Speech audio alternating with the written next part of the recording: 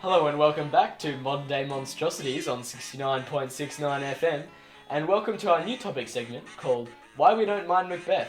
My name's Jerome and I'll be your extremely knowledgeable Macbeth expert host, along with Matt, Annalise and Julian. Hi. Yeah, introduce yourself, guys. Oh, well, hi, I'm Julian, and I'm a Macbeth expert. Are you really? No, not really, I really Oh, not don't really. know that much. Oh, well, we did that play. yes, a couple years that's back. right. Yeah, me and Annalise did do a Midsummer Night's Dream, a segment from it. Was that from school? No, that was for drama. Outside of school. Extracurricular. Sure, yeah, we were that smart back then, we decided to do extracurricular things. So, I've decided to play our bottom. Oh, you played bottom a couple years ago. I loved playing bottom. Really, bottom. Bottom. You would love playing Anyway, bottom. guys.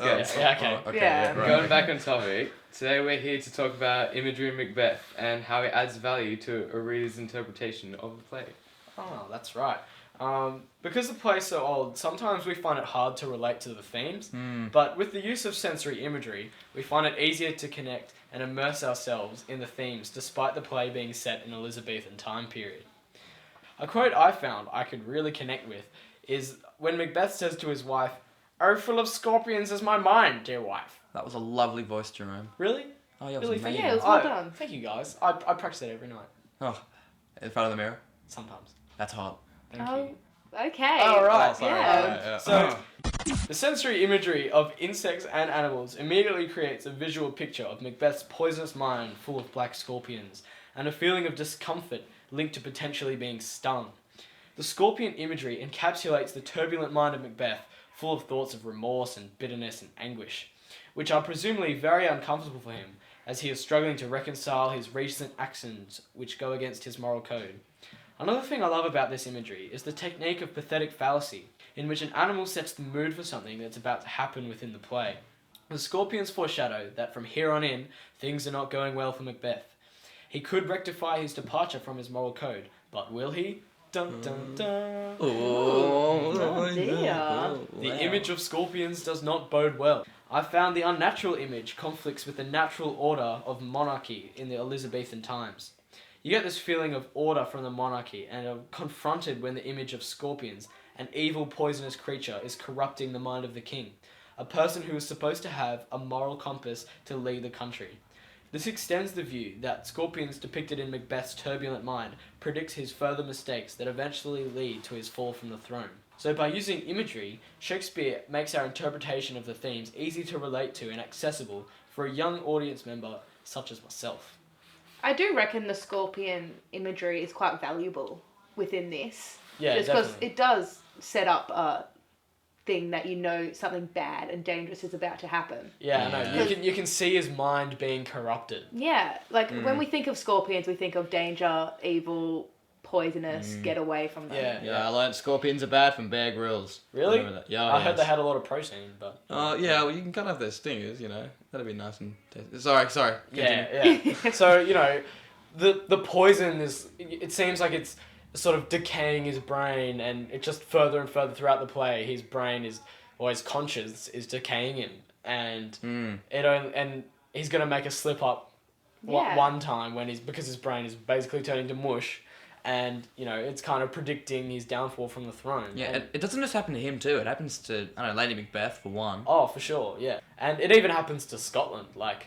Well, what do you mean? Oh, Like, yeah, what? like, while he's, decaying away in his brain, the rest of Scotland is kind of, getting angrier and angrier because, Macbeth's being annoying and everyone hates him. Then it sort of just leads up and gets worse and worse until basically a siege happens and there's a big war and then he dies eventually. Or just decaying all the way throughout the play with Scotland and with Lady Macbeth. So pretty much the entire play decays into a whirlpool of despair. Yeah, yeah. Oh, what a I lovely never play. saw it like that. And the Scorpions is basically forcing it. It's quite powerful imagery, that one, just Yeah, for sure. Yeah, it's like he's digging a hole and he can only go deeper from then on. Yeah, exactly. Yeah, He's yeah. digging his own grave. Wait, so you're saying that everyone pretty much hates Macbeth from then on? Well, sort of throughout the play as he does Yeah. bad stuff. 'Cause Yeah. I found a bit of a quote. I found a quote about that. That uses a lot of imagery of clothing. Oh yeah. Yeah. I mean, it really makes us make visual connections with the scenes. The clothing imagery helps us truly understand the problems being created by Macbeth. Like, while reflecting on Macbeth, Angus says that his clothing hang loose about him, like a giant's robe on a dwarfish thief. So judging from the image in my head, Macbeth must be wearing some pretty large clothes. You reckon, Julian? Oh, I reckon, mate. But there is more to it. There's more to it. Really? I know. Alright, just listen here. You see, the kingly clothes don't suit him by Angus describing the robes as unfitting, not suitable, and just like his claim to the throne. Oh, yeah. Yeah. Yeah. Definitely. Wow. Imagery. That's powerful. There we go. I Wow. think I'm going to sew that onto a pillow. Angus is showing his rule would bring cruelty and dishonesty to society, and the kingly royal clothes that fail to flatter Macbeth creates an image that to help us identify to his unsuitable claims. Even again, like, he's still, decaying in his own way. He can't even fit the throne. The thing about clothing imagery is that you'd never really pick up on it. It's Yeah. that... Yeah. You can just kind of assume everyone's wearing clothes. Yeah, Shakespeare Yeah. has put so much imagery and in-depth thought throughout the whole play that everything you can interpret it to be foreshadowing or Yeah, showing exactly. something. Which Yeah. unfortunately means we have to critically analyse all of the play, but... Yeah, I never thought it would have like such a deeper meaning as something as common as just clothes. yeah. Oh, well, in Macbeth, I really found that the imagery brings out such a relatable quality to the play, and, especially with remorse, which is a theme that carries throughout the play. Yeah. Like, for example, when Macbeth kills King Duncan, and he says, "Will all great Neptune's ocean wash this blood clean from my hands?" The hyperbole within this really highlights the blood and natural imagery used, because he has so much blood on his hand and he can't get rid of it, that he needs some big force to get rid of it. So the big force is Neptune. Yeah, the Neptune's oceans. Deep. Oh. Get it? Yeah. Because he's Neptune, he's on the water. Oh. All the metaphorical blood that he has on his hands represents all of his guilt he has. So only something big can take away all the guilt he feels. Yeah, exactly. And we've all felt guilt in our lives. Yeah, We've yeah. All felt the remorse. all done it. Yeah, I always feel guilty because of how attractive I am. Yeah. Really? You don't need to feel that guilty about that, man. Yeah, Yeah, you so- really don't. Damn.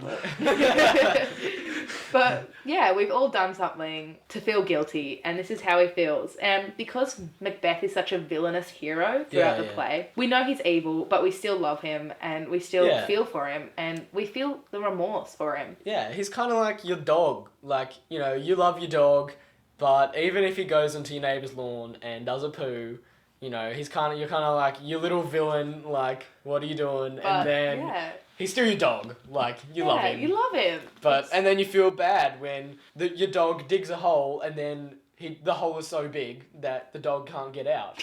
And then he Lovely analogy. And then he just does a poo in the hole and can't get out.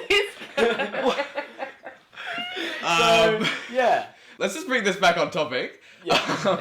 I find that this formula is used even today, like in TV shows like Breaking Bad. The villainous hero. Yeah, or The Sopranos, like you can really Yeah. see like a character who falls into this, or like Don Draper and Mad Men, like pretty much all these characters fall into these paths of no return. Yeah. And like, Yeah. and they constantly, Power-driven. yeah, and they constantly get more and more evil, and they make such terrible decisions. Yet we still root for them because they're still the hero. Yeah. Still your dog. Still your dog. Let's not go back to that. Yeah, I also really love the use of like Neptune's oceans, just like putting into scale and seeing how big of the problem it is. Yeah, it's just Exactly. it's insane. So I could really immerse myself in Macbeth by the use of natural imagery, which made it easier for me to relate to, especially in this quote. His silver skin laced in his golden blood, and his gash stab looked like a breach in nature. Here, Macbeth is referring to Duncan. His silver skin actually represents dead skin of Duncan's corpse, while the golden blood represents rich, precious life. Natural imagery explores the theme of life and death through the use of metaphor, and they're really closely linked because, life and death are the ebbs and flow of nature, essentially. To add to that, the simile of the quote, his gash stab looked like a breach in nature, helps further this point, this time contrasting the unnatural with natural order. The breach in nature reflects Macbeth's unnatural actions. In fact, it reflects the actions of the entire play. With all the murders and supernatural events, we can view the whole play as one big unnatural event. Natural imagery makes this theme easier for modern audiences to comprehend because it's something that we've all experienced and something we all can relate to. I feel as though with life and death, it's still now such a big thing. Yeah. the way he puts it, like, life and death is a very confronting topic. Oh, for sure. And it's Like- still used to confront audiences today. Exactly. And I think it always will be a big thing, like a big deal. Yeah. And the fact that Shakespeare is using imagery to further the uncomfortable feeling that we feel Yeah. from it is just, it gets intense. Yeah, This play gets very intense. It really does. It's a tragedy. I mean, Yeah.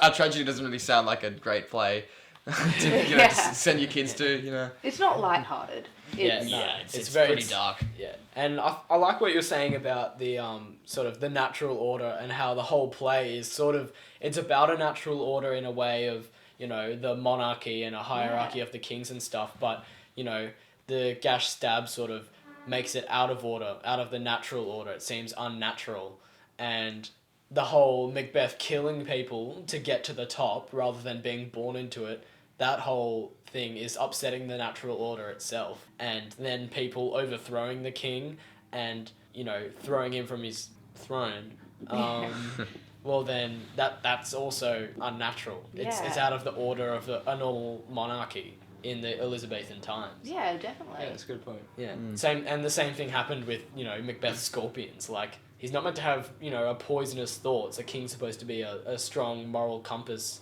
to, you know, lead the country, but But he just keeps... he's just decaying in his brain. What have we learned from today, guys? Scorpions are bad. Yeah. Very, very bad. Never They- trust them. They will ruin a play. They will. So, playwrights, stay away from them scorpions. Okay, so that wraps up our segment, Why We Don't Mind Macbeth. So stay tuned after these quick ad breaks where we talk about what grinds our gears. Thank you. Yeah. Scorpions grind my gears. Oh, Jerome.